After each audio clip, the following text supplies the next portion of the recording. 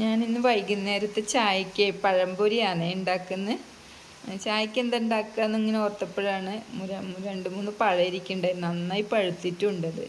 നല്ലോണം പഴുത്ത പഴമാണല്ലോ പഴംപൊരിക്ക് നല്ലത്, മധുരം ഉണ്ടാവും.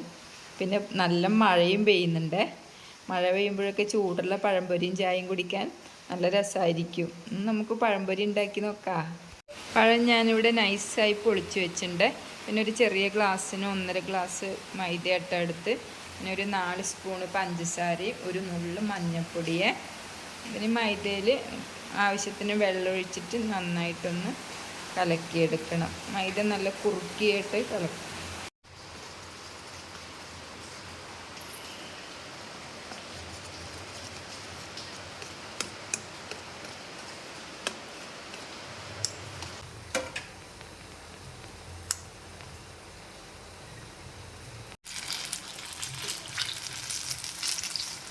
തിരിച്ചിട്ട് കൊടുക്കണേ.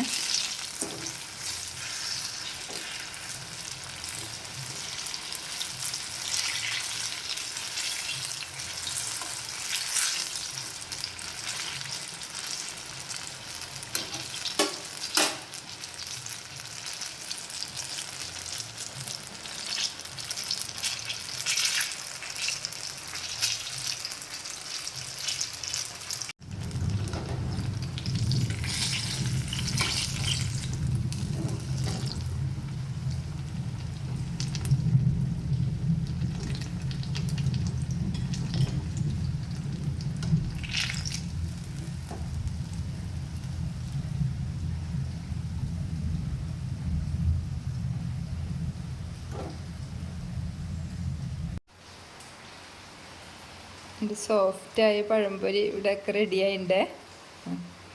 നല്ല സോഫ്റ്റാണ്.